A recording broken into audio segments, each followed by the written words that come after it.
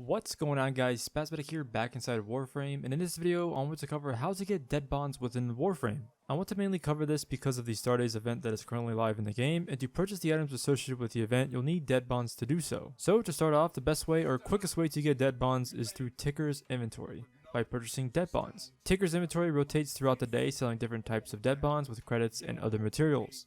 Ticker mainly sells training and shelter dead bonds. It doesn't sell medical advances or familial dead bonds as often. It's possible to buy some, but not as often as the training and shelter dead bonds. For the higher tier dead bonds, I definitely recommend the bounties with Utico because they have a chance at dropping from those as well.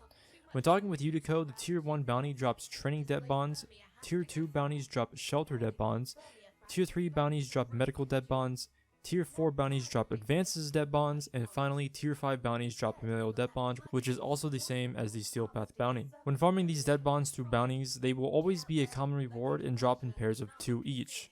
For this method of farming dead bonds through the bounties, it's best to do so while solo and only farming the first stage of each bounty rather than doing the entire bounty itself. The first stage is the best way to farm these because during the first stage of each bounty, the drop chance of each dead bond is at its highest compared to the rest of the stages within the bounty. The first stage of the tier 1 bounty, the training dead bonds, has a drop rate of 20%.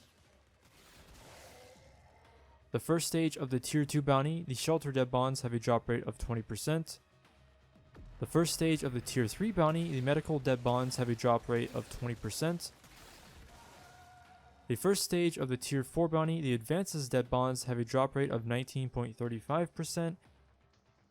And finally, the first stage of the tier 5, the familial dead bonds, have a drop rate of 25%.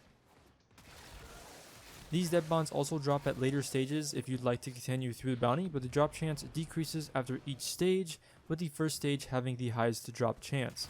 This is why I recommend doing the first stage of a bounty, going to Fortuna, picking up the same bounty with Utico, and repeating. You can either abort the mission or extract in between stages if you're quick enough.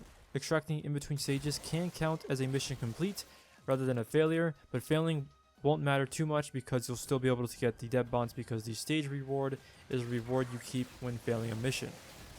I did this exact farm the other day, farming familial dead bonds for the Star Days event, purchasing some items with Ticker, and it worked really well.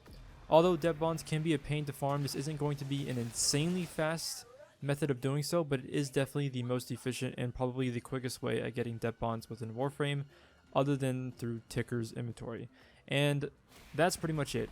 Hope you found this video helpful and enjoyed it. If you did, don't forget to rate, comment, and subscribe, and I'll see you guys later, back inside Warframe. Peace.